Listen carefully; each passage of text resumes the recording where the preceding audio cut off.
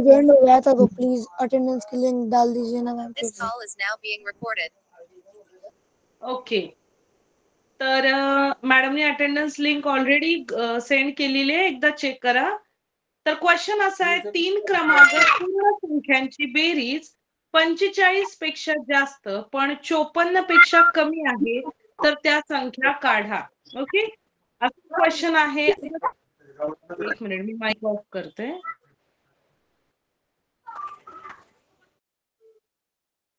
Okay, तर बघा, तुम्हाला 3 क्रमागत पूर्ण संख्यांची बेरीज. आता पूर्ण संख्या म्हणजे काय, की ज्या संख्यांची सुरुवात शून्यापासून होते आणि त्याच्या पुढे जशा नैसर्गिक संख्या असतात 1 2 3 4 कंटिन्युअस. ओके, तर त्याला म्हणायचं पूर्ण संख्या. आता 3 क्रमागत पूर्ण संख्या, क्रमागत म्हणजे एका पाठोपाठ एक, म्हणजे एकानंतर एक. जसे की समजा मी एक संख्या कन्सिडर केली 5, तर त्याच्या क्रमागत 3 संख्या कोणत्या, म्हणजे 5 6 आणि 7, हा त्याचा अर्थ होतो. आता आपल्याला सॉल्व्ह करताना काय करावं लागेल, जेव्हा 3 क्रमागत दिलेले आहेत तेव्हा एक संख्या तुम्हाला, पहिली जी संख्या आहे ती x कन्सिडर करावी लागेल. बघा, आता स्क्रीनवर मी सॉल्व्ह करून दाखवते. जस्ट अ मिनिट, सगळे नीट लक्ष द्या. बघा, x जर मी पहिली संख्या कन्सिडर केली तर दुसरी संख्या माझी येणार x+1, दुसरी संख्या येणार x+1 आणि तिसरी संख्या येणार x+2. म्हणजे आता ही झाली पहिली संख्या, ही झाली दुसरी संख्या, ही झाली तिसरी संख्या. अशा 3 क्रमागत संख्या ज्या आहेत त्या संख्यांची कंडिशन काय दिलेली आहे, की त्या संख्यांची जी बेरीज आहे ती 45 पेक्षा जास्त असली पाहिजे. म्हणजे आता इथे आपल्याला कंडिशन कशी लिहावी लागेल, ग्रेटर दॅन 45, म्हणजे 45 पेक्षा जास्त. ही झाली कंडिशन. काय झाली, x अधिक 1 अधिक x अधिक 2, ही पहिली संख्या, ही दुसरी संख्या आणि ही तिसरी संख्या. तर आता या 3 संख्यांची बेरीज 45 पेक्षा जास्त आहे. मग आपल्याला आता हे समीकरण सॉल्व्ह करावं लागेल. x अधिक 1 म्हणजे 3 वेळा x आहे, म्हणजे आता तुम्हाला मिळालं 3x अधिक, आता हा 1 हा 2, म्हणजे 2 अधिक 1 3 झाले. ओके, आता ग्रेटर दॅनचं साइन जे आहे ते आहे असंच राहणार, 45 पेक्षा जास्त आहे. आता बघा, हे जे 3 आहेत ते आपल्याला नको आहेत, कारण जर आपल्याला x ची व्हॅल्यू शोधायची असेल तर आपण काय करतो, त्याच्या सोबतच्या ज्या संख्या असतात त्या दुसऱ्या साईडला शिफ्ट करतो. म्हणजे आता इथे काय येणार, 3x हा ग्रेटर आहे, मोठा आहे कोणापेक्षा, आता हे अधिक 3 होते ते इकडे जाऊन होणार -3. किती होणार, -3. म्हणजे आता इथे किती राहिले बघा, 3x आहे असे, हा जास्त आहे कोणापेक्षा, आता ही वजाबाकी किती आली, 42. वजाबाकी आली 42. आता जे 3 आहेत हे गुणाकारात आहेत, ते आपल्याला उजव्या बाजूला गेल्यानंतर ते भागाकारामध्ये जाणार. म्हणजे इथं आपल्याला काय मिळणार, x हा ग्रेटर आहे 42 भागिले 3, म्हणजे 42 भागिले 3 पेक्षा x ची किंमत जास्त आहे.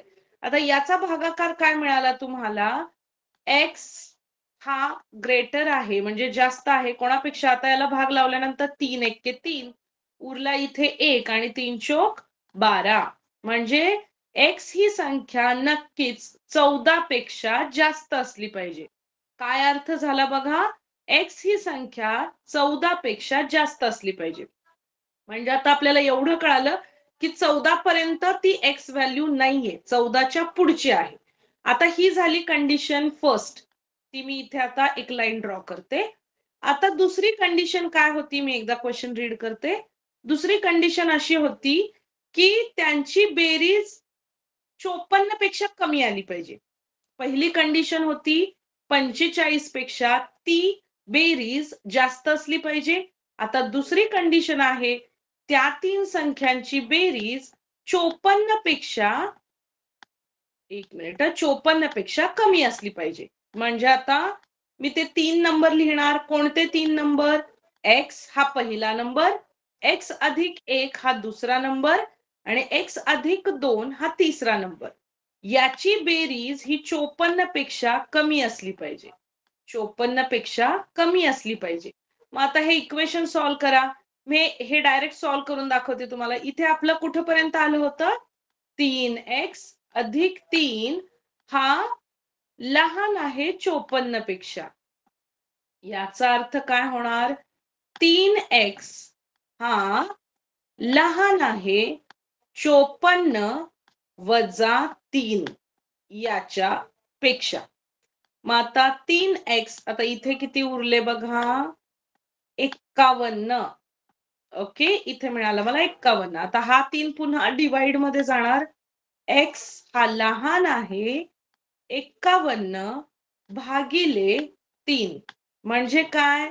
आता पुन्हा भागाकार लावा. तुम्हाला माहितीये 17च्या पाढ्यामध्ये हा येतो. म्हणजे हा येणार x हा लहान आहे 17 पेक्षा.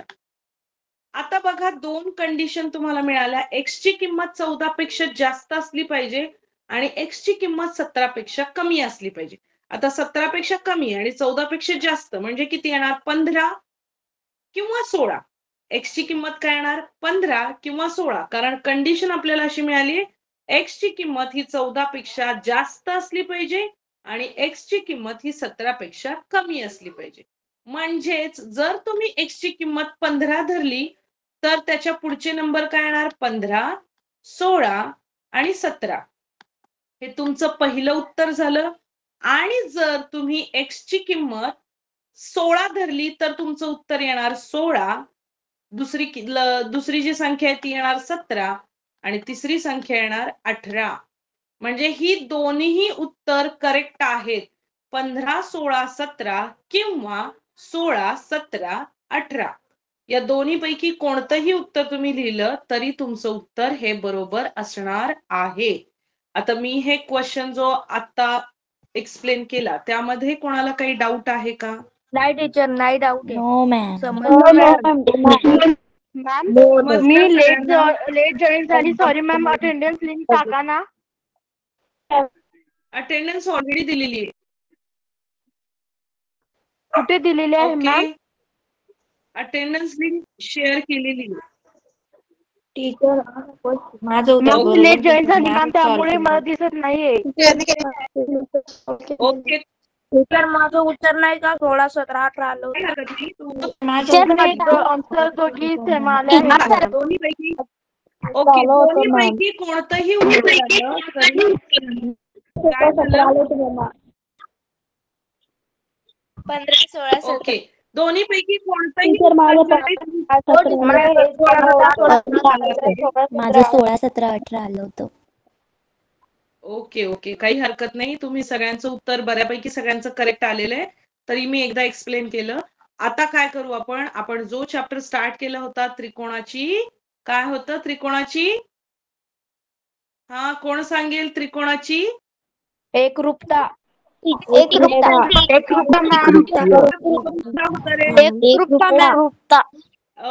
तर त्या चॅप्टरला आपण स्टार्ट करणार आहोत. आता तुम्ही हे एक्झाम्पल लिहून घेतलं का? हो मॅम. काय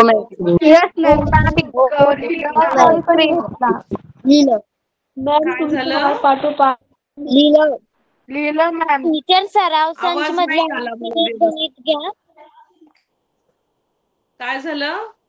टीचर सराव संच मधलं आणखीन एक गणित घ्या. आणखी एक गणित घ्यायचं. टीचर ओके, मग हेच गणित सॉल्व्ह करता का? बघा हे बघा, हे गणित 7व्या नंबरचं गणित. यालाच हे जसं सॉल्व्ह केलं होतं तशाच पद्धतीचं आहे. तर हे कराल का सॉल्व्ह तुम्ही? हो टीचर. ओके, हो टीचर. रीड करते. ऐका ऐका ऐका, हो मॅम. जस्ट अ मिनिट, मला रीड करू द्या. तुम्ही एका वेळी सगळे बोलता. एकच मिनिट, मी रीड करते क्वेश्चन. क्वेश्चन असा आहे आपला: 3 क्रमागत नैसर्गिक संख्यांपैकी सर्वात लहान संख्येची 5 पट सर्वात मोठ्या संख्येच्या चौपटीपेक्षा 9 ने अधिक आहे, तर त्या संख्या कोणत्या? तुम्हाला समीकरण तयार करावं लागेल. 3 क्रमागत संख्या, जसं की आता आपण बघितलं, पहिली संख्या x, दुसरी संख्या x अधिक 1, तिसरी संख्या x अधिक 2. आता त्यातली पहिली संख्या जी दिलेली आहे म्हणजे सर्वात लहान संख्या असणार, तर त्या संख्येची 5 पट म्हणजे 5 टाइम्स फर्स्ट जो नंबर आहे तो हा सर्वात मोठ्या संख्येच्या चौपटीपेक्षा 9 ने अधिक आहे. तर अशा संख्या शोधा. चला स्टार्ट करा शोधायला.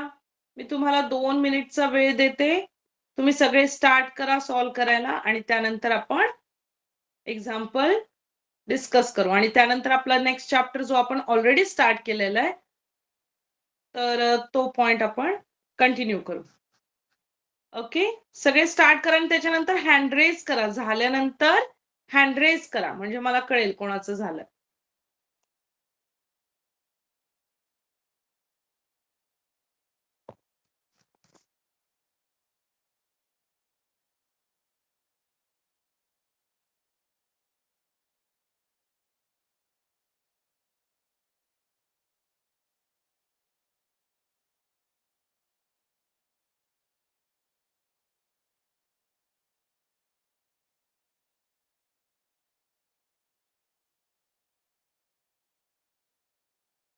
ओके, आदिती, कार्तिक आणि 7 जणांचं झालेलं आहे का ऑलरेडी? टीचर मी सांगू का अनुष्का? वेट टीचर मी सांगू मागच्या गणित मध्ये केलं होतं एक मिनिट, मी तुमचा माईक ऑफ केलेला आहे. थोडं थांबा, सगळ्यांना ट्राय करू द्या आणि त्यानंतर आपण आन्सर डिस्कस करू. थोडं थांबा, 1 मिनिट थांबा, ठीक आहे?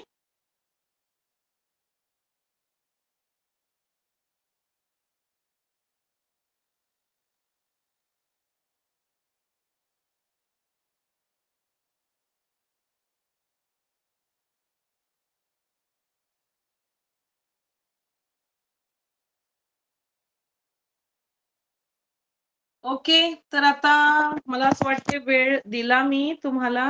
आता टीचर मी सांगू का okay. Anushka? Sonali. Teacher Shivam. Teacher मी अनुष्का. मी सांगू सोनाली. ओके, बरेच जण उत्तर सांगण्याचा प्रयत्न करताय पण मी प्रत्येकाला एक एक स्टेप फक्त विचारणार कारण मग सगळ्यांना चान्स मिळाला पाहिजे. ठीक आहे, आपण स्टार्ट करू. सोनाली, तुझ्यापासून. मी काय करते, आधी आपल्या जिथे आपण सॉल्व्ह करतो ती स्क्रीन तुम्हाला शेअर करते आणि मग आपण सगळे सोबत सॉल्व्ह करू. ठीक आहे?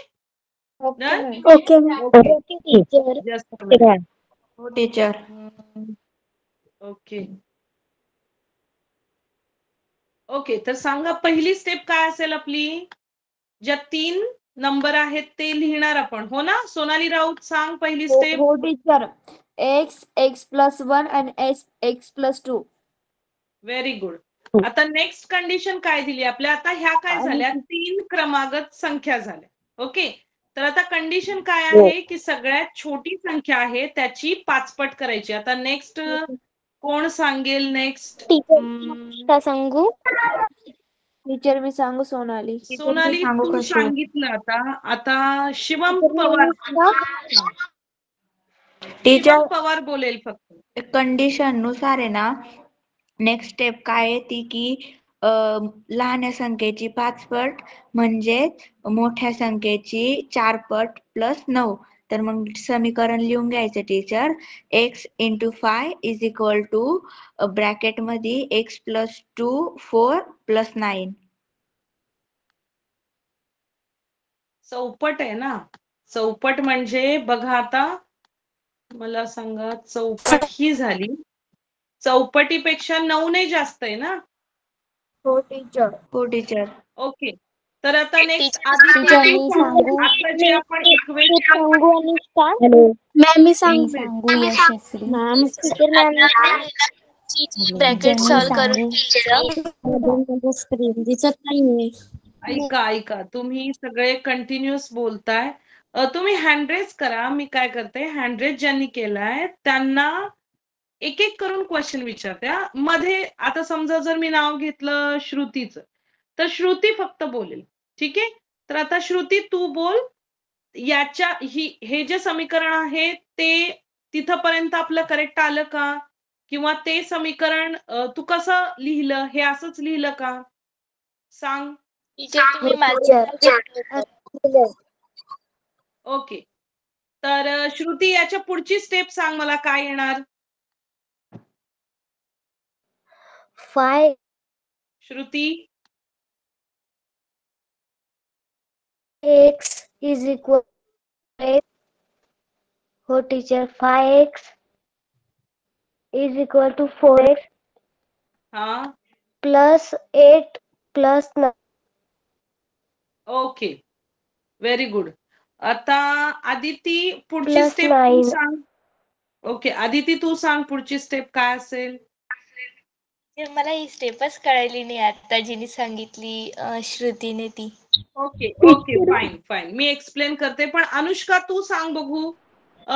जी पहिली स्टेप आपण लिहिली त्याच्यानंतर जी दुसरी लिहिली 5x ती स्टेप तू एक्सप्लेन करशील का अनुष्का.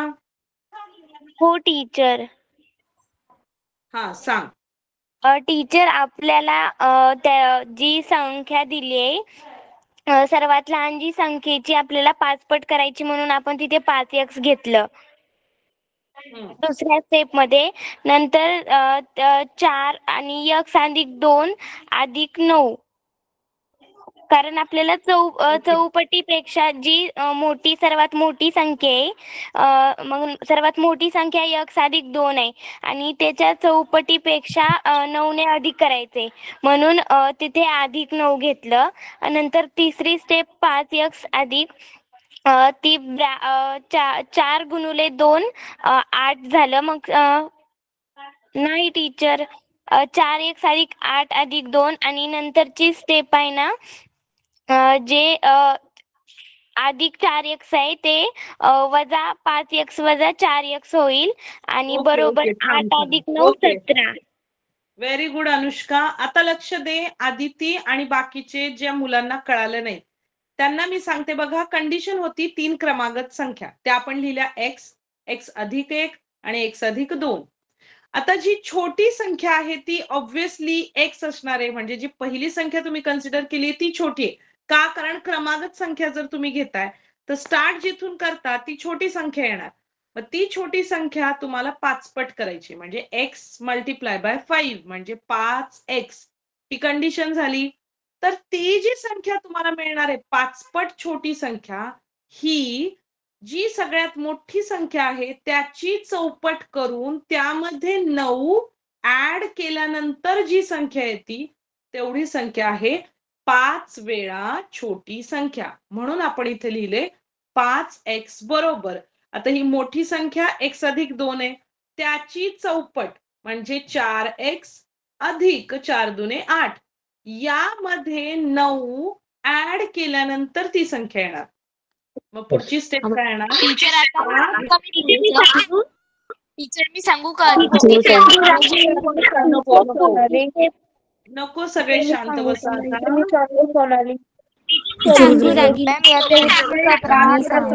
चला सगळे शांत बसा. अरे सगळ्यांना कळालंय मला समजलं पण सगळे गोंधळ करू नका. बघा आता आपल्याला उत्तर मिळालं ऑलरेडी. बघा इथले जे 4x होते ते आपण डाव्या बाजूला शिफ्ट केले मग इथे येणार 5x वजा 4x म्हणजे किती उरले x आणि इकडे 8 अधिक 9 आपल्याला मिळाले 17 म्हणजेच x ची किंमत आपल्याला मिळालेली आहे 17 म्हणजे आपल्याला मिळाली छोटी संख्या. आणि जर छोटी संख्या 17 असेल आणि त्या क्रमागत असतील तर त्याच्या पुढची संख्या येणार 18 आणि त्याच्या पुढची संख्या येणार 19. पण बघा आता आपल्याला जर आन्सर रिचेक करायचा असेल की हे आन्सर करेक्ट आहे की नाही तर आपल्याला या कंडिशन मध्ये आपल्याला या व्हॅल्यू टाकाव्या लागतील आणि त्यानंतर आपला आन्सर पडताळून बघावं लागेल. आता 17 जे आहेत ही छोटी संख्या आहे याची 5 पट केलेली आहे म्हणजे 17 5 किती येतात रे. 17 5 किती येतात कोण सांगेल. 17 5 किती येतात 85. 85 sure. Yes, 85. teacher, 85. Yes correct. म्हणजे बघा याची 5 पट केल्यानंतर आपल्याला उत्तर मिळालंय 85. मग आपल्याला चेक करावे लागेल मोठी संख्याची चौपट. मोठी संख्या किती आहे रे 19. 19 गुणिले 4 किती येतात? एक मिनिट मी माईक ऑन करते तुमचा. 19 4 जा किती आले रे? 76. ओके, आता यामध्ये हे 9 ऍड करायचे म्हणजे 76 प्लस 9 किती आले रे? 85. म्हणजे तुम्हाला 85. ओके, म्हणजे ही कंडिशन आणि ही कंडिशन तुम्हाला सेम मिळाली. सेम मिळाली ना?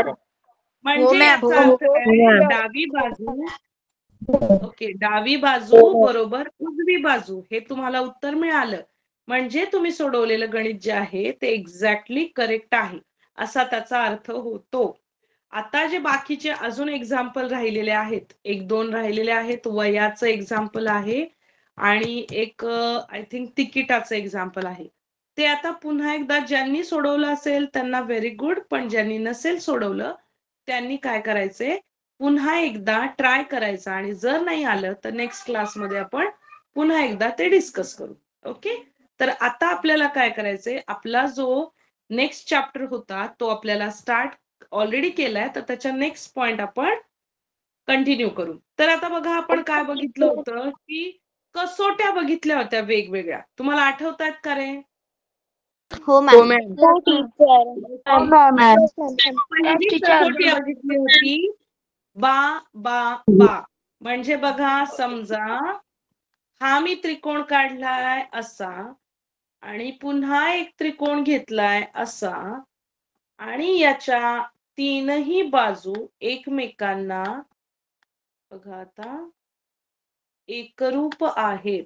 म्हणजेच काय, जर हे दोन त्रिकोण एकमेकांच्या वरती ठेवले, त्यांचे शिरोबिंदू एकमेकांवर जर जोडले, तर त्या दोन आकृत्या म्हणजे ते दोन त्रिकोण तंतोतंत जुळतात. म्हणून आपण त्याला म्हणू शकतो की त्रिकोणाची ही एकरूपता आहे. म्हणजे हा, कोणाला काही डाऊट आहे?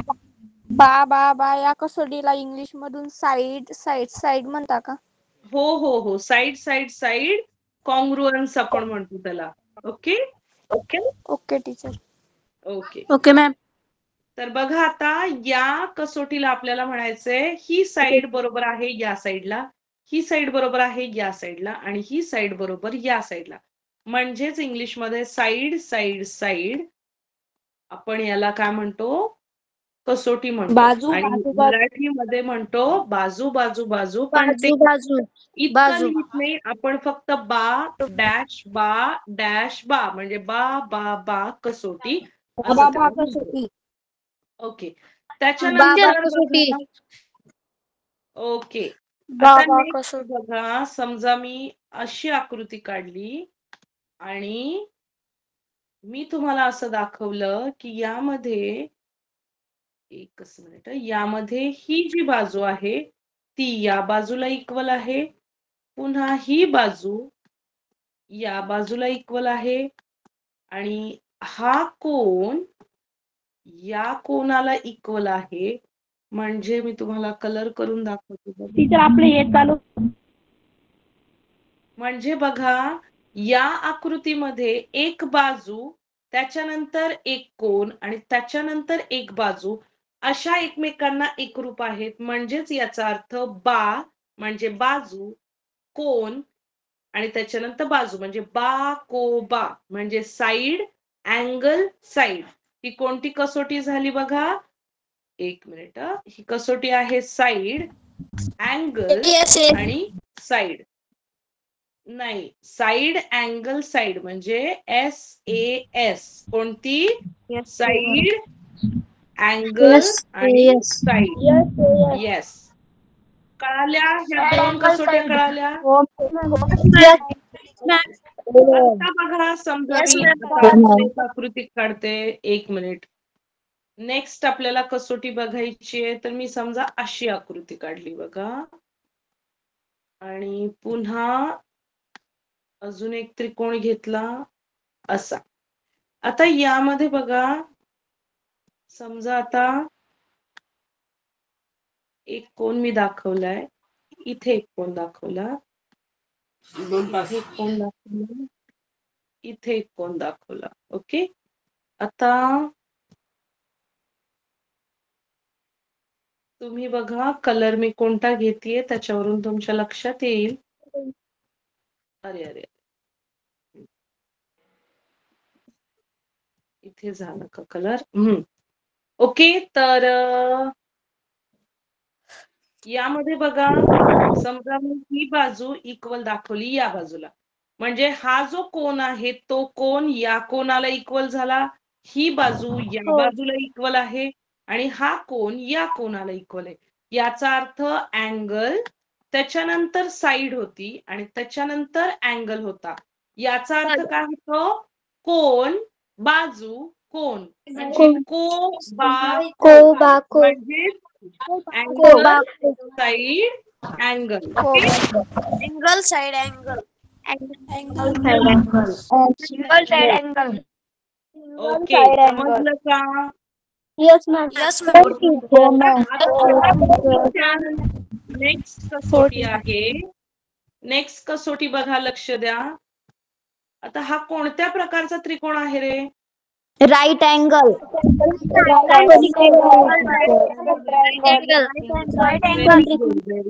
Very good. राईट अँगल म्हणजेच मराठीमध्ये त्याला काटकोन त्रिकोण असं म्हणतो आपण. काय म्हणतो? काटकोन त्रिकोण. Yes. आता बघा याला, हा ओके, आता याला इंग्लिश मध्ये या कसोटीला म्हणायचं असतं RHS, म्हणजे राईट अँगल, हायपोटेनियस आणि साइड. म्हणजेच काय? काटकोन, कर्ण आणि बाजू अशी कसोटी आहे. म्हणजे हा काटकोन जो आहे तो इथे पण आहे. पुन्हा हायपोटेनियस म्हणजे काय? हायपोटेनियस म्हणजे काय असतं की याच्या काटकोन जिथे झालाय त्याच्या समोरील बाजू, म्हणजे ही बाजू बरोबर ही बाजू, आणि त्यानंतर साइड, अजून एक साइड, समजा मी ही साइड घेतली आणि ही साइड. याचा अर्थ काय? राईट अँगल, हायपोटेनियस आणि कोणतीही एक साइड. तुम्ही ही घेतली तरी चालेल किंवा ही असेल तरी चालेल. मग याला मराठीत म्हणायचं काटकोन, त्याच्यानंतर आणि एक बाजू, काटकोन, कर्ण आणि बाजू. ही झाली त्याच्यानंतरची कसोटी. ही कळाली का सगळ्यांना? Yes ma'am. Okay, yes ma'am. आता मला सांगा की कोणती कसोटी राहिली रे? अजून एक कसोटी आहे. कोणती कसोटी राहिली? कर्णभुजा कसोटी. कर्णभुजा झाली कसोटी. हीच होती आपल्याला सांगितली. Hypotenuse angle test. तीच झाली ही hypotenuse. Angle side. Teacher angle side.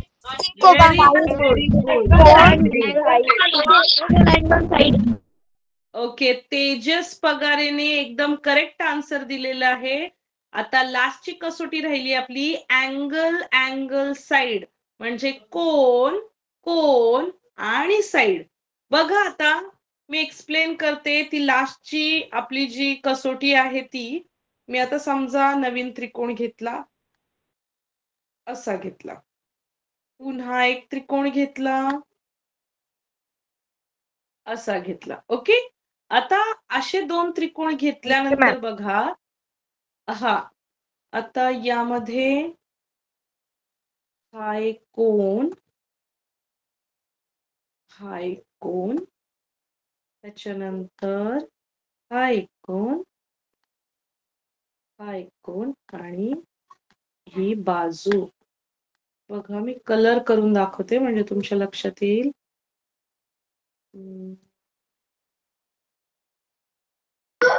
Ma'am, या कसोटीला आपण साइड अँगल टेस्ट पण म्हणू शकतोय ना? नाही, ऑलरेडी त्यांनी जे नाव दिले तेच आपल्याला वापरावं लागेल. हा, कुठलं नाव दिलंय त्यांनी बघा.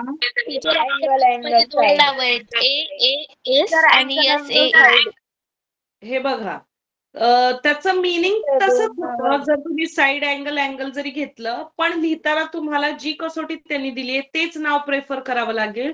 कोणतं नाव दिलेलं आहे त्यांनी? Angle side. म्हणजे टीचर त्याला मराठीत बाकोको म्हणतात ना? अँगल कोकोबा. कोकोबा. त्याला मराठीत कोकोबा म्हणतात ना? टीचर त्याला मराठीत कोकोबा म्हणतात ना? येस. बघा मी कोकोबा मराठीत म्हणतात मॅम त्याला मराठीमध्ये. हो, हे बघा मी मराठीत पण लिहितेय. कोकोबा म्हणजेच अँगल साइड. म्हणजे हा अँगल या अँगलला इक्वल आहे, हा अँगल या अँगलला इक्वल आहे आणि ही बाजू या बाजूला इक्वल आहे. पण बघा, समजा दिलेल्या त्रिकोणामध्ये त्यांनी या बाजूच्या ऐवजी ही बाजू इक्वल दिली. समजा आता कन्सिडर करा ही बाजू इक्वल नाहीये. बघा मी काय सांगते, ही बाजू इक्वल नाहीये आणि त्यांनी ही बाजू दिली इक्वल. तर कसोटी तीच राहील का रे? नाही टीचर.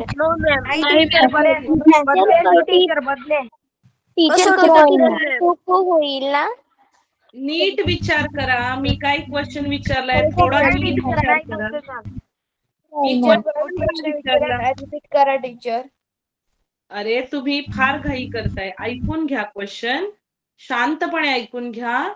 क्वेश्चन असा आहे की जी मी बाजू तुम्हाला इक्वल दाखवली होती ती बाजू इक्वल नाहीये. तर त्याच्या शेजारची जी बाजू आहे ती आता इक्वल मी तुम्हाला दाखवली. तर या त्रिकोणामध्ये तीच एकरूपता राहील का, की काही वेगळं आहे, की ती राहणार नाही? काय उत्तर आहे? एकरूपताच राहील.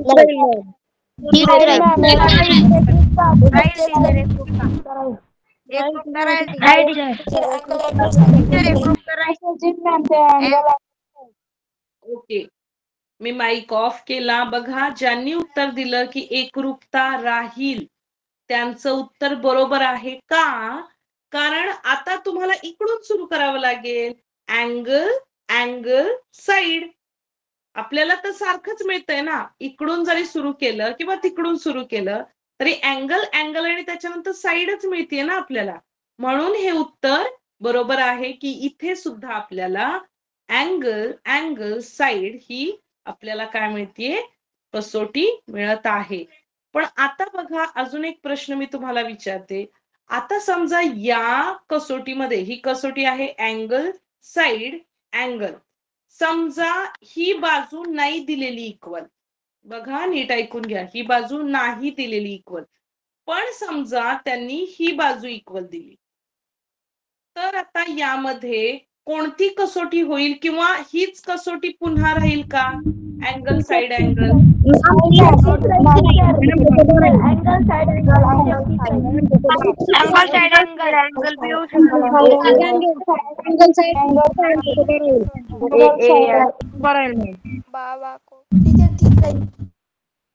ओके, तुमचं असं म्हणणं आहे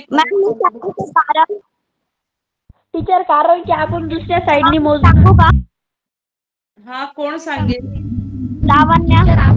हा, सांग लावण्या. आता लावण्या बोलेल, बाकी माईक ऑफ करा. लावण्या बोल. मॅम, आपण जर ही अँगल साइड अँगल आपण जर याची ती डेफिनेशन बघितली ना, तर नाव आय नो याच्यामध्ये दिलेलं आहे. तर त्याच्यामध्ये आपण जर बघितलं ना, तिथं सांगितलेलं आहे की दोन्ही बाजूला जर कोन म्हणजे दोन बाजूला जर कोन असला ना, तर त्यांच्यामध्ये समाविष्ट असलेली म्हणजे त्यांच्यामध्ये समाविष्ट असलेली बाजू पाहिजे, दुसरीकडे चालणार नाही. Very good. म्हणजेच काय की आता जर या डायग्राम मध्ये जर आपण बाजू बदलली तर ती कसोटी बदलते. ती कसोटी आता अँगल साइड अँगल होणार नाही, कारण दोन कोन आणि त्यांनी समाविष्ट म्हणजे त्यांच्या मधली बाजू आपल्याला कन्सिडर करावी लागते. आणि जर ती बाजू मी कॅन्सल केली तर ही कसोटी राहणार नाही. तर यामध्ये कोणती कसोटी होईल? अँगल, त्याच्यानंतर पुन्हा एकदा अँगल आणि साइड.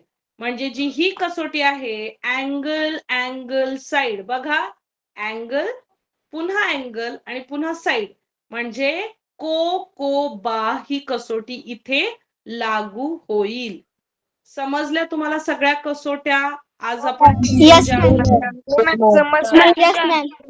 आता बघा या कसोट्या हो टीचर समजल्या. ओके, तर या कसोट्या समजल्यानंतर तुम्हाला आता यावरून काही क्वेश्चन असतात, तुम्हाला या कसोट्यांचे एक्झाम्पल सॉल्व्ह करायचे असतात. तर ते एक्झाम्पल आपण आता एक एक करून बघू. म्हणजे त्यांनी काही कंडिशन दिलेल्या असतात आणि ते असे विचारतात की यामध्ये कोणती कसोटी आहे ते ओळखा. ते तुम्हाला जसं मी आता कसं दाखवलं की यामध्ये ही बाजू नसेल दुसरीच असेल तर कसं शोधाल, किंवा एखादा काटकोन दिला असेल तर त्याची कसोटी इथे लागू होते का, हे तुम्हाला चेक करावं लागतं. तर आपण आता पहिला क्वेश्चन स्टार्ट करू तुमच्या एक्सरसाइजचा. तर मी तुम्हाला ती लिंक शेअर करते. Just a minute. ओके, तर बघा या कसोट्या आपण बघितलेल्या आहे ऑलरेडी. तर उदाहरण आपण बघू. हे बघा इथे एकदा मी रिवाइज करते. इथे यांनी दिलेले हे मला समजले, म्हणजे तुम्हाला समजलं असेल तर तुम्ही म्हणायचं की हे मला समजले. काय आहे? बा को बा कसोटी, त्याच्यानंतर बा बा, त्याच्यानंतर को बा को, आणि लास्टला आहे ती को बा, म्हणजे कोण बाजू. आणि आपण जी त्याच्या आधी बघितली होती ती कर्ण भुजा कसोटी, म्हणजे राईट अँगल, हायपोटेनियस आणि एक्स साइड, ज्यामध्ये काटकोन त्रिकोण असतो. ओके, तर आता बघा अशा प्रकारचे एक्झाम्पल आपल्याला सॉल्व्ह करावे लागतील. आता काय झालं? कोण बोललं? मला आवाज नाही. काय झालं? टीचर सराव संच मधले उदाहरण घ्या ना. ओके, ठीक आहे. सोडवलेलं नाही घ्यायचं का? टीचर घ्या, हे पण घ्या. घ्या हो टीचर. ओरली हे ओरली एक्सप्लेन करते फक्त, आपण हे लिहून नको घ्यायला. का ते पण आपोआप समजून जातं मग. ओके, एकदा मी एक्सप्लेन करते, ऐका आणि त्याच्यानंतर आपण स्टार्ट करू सॉल्व्ह करायला. बघा हे दोन त्रिकोण दिलेले आहेत. पण प्रश्न काय आहे बघा, आकृतीमध्ये चौकोन दिलेला आहे ABCD, त्याच्या एकरूप बाजू सारख्या कोणांनी दाखवलेल्या आहेत. तर या आकृतीत एकरूप कोणांच्या जोड्या आहेत का हे शोधा. आता बघा हा जो चौकोन आहे तो दोन त्रिकोणामध्ये विभागला गेलेला आहे, आणि इथे आपल्याला दोन त्रिकोण एकरूप दाखवायचे असतील तर आपल्याला कसोटी चेक करावी लागेल. बघा आता ही बाजू जी AB बाजू आहे ती या त्रिकोणातल्या BC बाजूला एकरूप आहे, कारण त्यांची चिन्ह एकसारखी दिलेली आहेत. तसंच या त्रिकोणाची AD बाजू ही या त्रिकोणाच्या CD बाजूशी एकरूप आहे, कारण तसे चिन्ह एकरूप दाखवलेले आहेत. म्हणजे आपल्याला दोन बाजू दोन त्रिकोणांमध्ये एकरूप मिळालेल्या आहेत. आता कुठली कंडिशन शोधायची? तर बघा एकदम सोपा उपाय आहे. यामध्ये बघा BD ही जी बाजू मध्ये जी दिलेली आहे ती BD बाजू ABD या त्रिकोणाची पण बाजू आहे, कारण तो त्रिकोण BD या बाजूला समाविष्ट करतो. आणि जर खालचा त्रिकोण तुम्ही कन्सिडर केला तर BC आणि D हा जो त्रिकोण आहे तो पण BD या बाजूला समाविष्ट करतो. म्हणजे BD या त्रिकोणाची पण बाजू आहे आणि BD वरच्या त्रिकोणाची पण बाजू आहे. म्हणजेच काय, ती BD बाजू ही सामायिक बाजू आहे दोन्ही त्रिकोणामध्ये. म्हणजे ऑलरेडी आपल्याला दोन बाजू एकरूप मिळाल्या होत्या, आणि तिसरी बाजू जी आहे ती सामायिक बाजू असल्यामुळे ती सुद्धा एकमेकांना एकरूप आहे. म्हणजे बघा ही जर डायग्राम तुम्ही कन्सिडर केली, अशी थोडी टिल्ट केली म्हणजे थोडी वळवली तर तो एक पतंग सारखा दिसेल. म्हणजे मध्ये एक रेष आहे आणि दोन्ही बाजूला पतंग दिसतो टीचर तो. तर तो जर तुम्ही फोल्ड केला बरोबर तर तो बरोबर एकमेकांवर तंतोतंत जुळणार आहे. म्हणजेच बघा इथे खाली दिलंय तुम्हाला, आता याची कसोटी दिलेली आहे बघा. एकच मिनिट. इथे बघा, हे बघा बाजू AB बाजू CB ला एकरूप दिलेले आहे. हे कारण असं जे आहे ना, मी ब्ल्यू कलर मध्ये जे कारण दाखवतेय ते तुम्हाला कारण नेहमी लिहावं लागतं. ज्यावेळी तुम्ही अशा प्रकारच्या कसोट्या दाखवता त्यावेळी तुम्हाला रिझन कारण द्यावं लागतं. ओके, जसं की तुम्हाला स्कूलमध्ये विचारतात आज तुम्हाला लेट का झालं, तुम्हाला कारण द्यावं लागतं ना तुमच्या टीचरला. तर तसं इथं ही बाजू या बाजूला इक्वल आहे हे कारण द्यावं लागतं. ओके. त्याच्यानंतर ही पण बाजू दिलेली आहे म्हणजे ऑलरेडी त्यांनी एक्झाम्पल मध्ये दिलेलं आहे. इंग्लिश मध्ये लिहिताना लिहाल की गिवन, गिवन म्हणजे दिलेलं होतं म्हणून. ओके. आणि बाजू बीडी ही सामायिक बाजू असल्यामुळे हा त्रिकोण या त्रिकोणाला एकरूप आहे, पण कोणत्या कसोटीनुसार? बा बा बा बा टीचर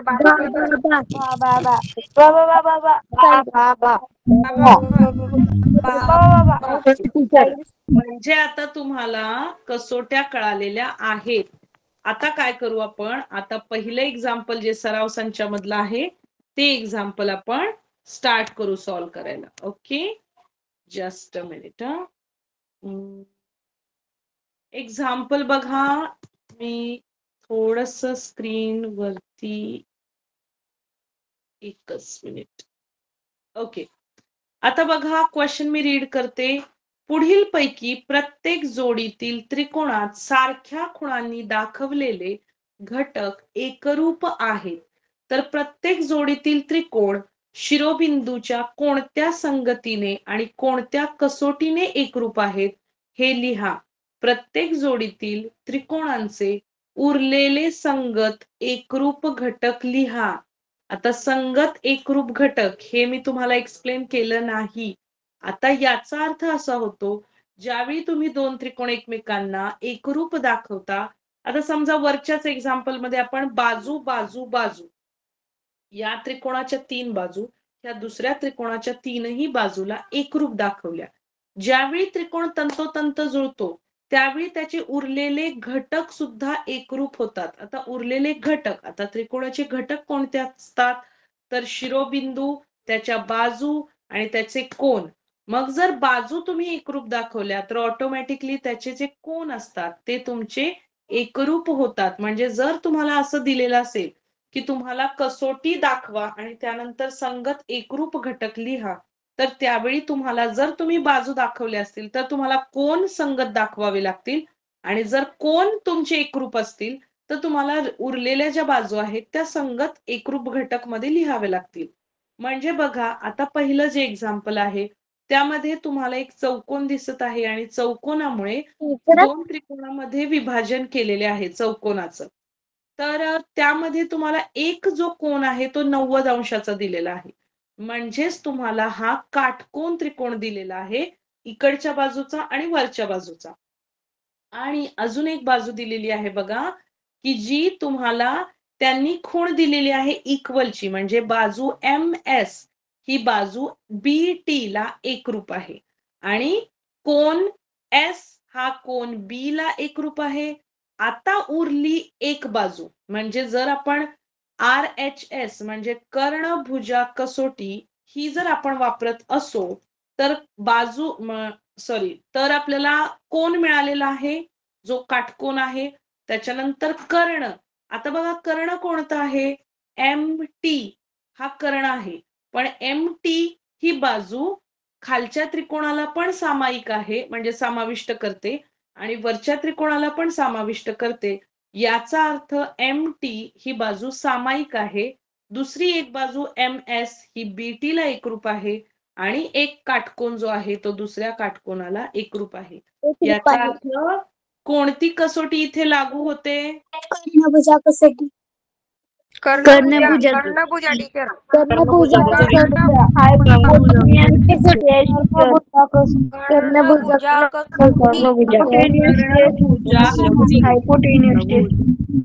व्हेरी गुड. मी सांगू आता का? लक्ष द्या, जर तुम्हाला या बाजू मिळालेल्या आहेत, आता संगत बाजू तुम्ही कोणती लिहाल, म्हणजे संगत एकरूप घटक कोणते लिहाल रे? टीचर मी सांगू? हा सांग. बाजू ST, बाजू BM, काटकोन SMT आणि काटकोन BTM. काटकोन SMT नाही येणार, कोन SMT. कोन SMT. टीचर मी सांगू का? टीचर मी सांगू का? टीचर मी सांगू का? एक मॅम मिनिट, मी एक मिनिट. सांगू का जरा? टीचर मी सांगू का? मॅम मी सांगू का? एक मिनिट. वरुण पाटील तू बोल. वरुण पाटील. टीचर मी सांगू का? मॅम मी सांगू का? मी सांगू का? मॅम मी सांगू? हा वरुण पाटील बोल. वरुण पाटील. ओके यशश्री तू बोल. टीचर मला हे समजतच नाहीये, ते मराठीत अर्ध इंग्लिश मध्ये अर्ध. अच्छा तू कोणत्या मीडियमची आहेस? सेमी. सेमी. ओके. मग कसोटी तुम्ही इंग्लिश मध्ये शिकता की मराठीमध्ये शिकता? इंग्लिश मध्येच. ओके. बघ आता इथे आपण राईट अँगल, हायपोटेनियस आणि साइड ही कसोटी वापरणार आहोत. म्हणजे राईट अँगल जो आहे तो एस आहे बी ला, त्याच्यानंतर हायपोटेनियस म्हणजे एमटी ही बाजू एमटी ला इक्वल आहे, कारण कॉमन साइड आहे. का आहे? It is a common side. Okay. आणि दुसरी आपल्याला अजून एक साइड लागते, तर ती साइड आहे M S is equal to B T. So we have one angle that is right angle, then one side that is ms is equal to bt and mt is hypotenuse, that is common. Got it? Yes, ma'am. Okay. Yes, teacher. Yes, ma'am. थोडा network issue झाला. Okay ठीक आहे वरुण, काही हरकत नाही. सगळे आता इकडे लक्ष द्या. आपली टायमिंग आपल्या क्लासचं झालेलं आहे, तर सगळे फक्त एकदा ऐका. मी तुमचे कालचे फोटो बघितले, तर ज्यांना लॅपटॉप मिळालेले आहेत त्यांना पुन्हा एकदा कॉंग्रॅच्युलेशन्स, आणि ज्यांना नाही मिळाले त्यांनी अजून अभ्यास करा, म्हणजे नेक्स्ट टाइम तुमचा नंबर लागेल त्यामध्ये. टीचर जळगाववाल्यांना अजून मिळालेले नाहीये. Yes ma'am. काल जेवढे फोटो बघितले त्यांच्यासाठी कॉंग्रॅच्युलेशन्स. चलो thank you teacher. Bye bye. Thank you bye teacher. Teacher. Good night. Good night. Thank you. Ma'am. Thank you teacher. Thank you ma'am. Good night. Good night. Madam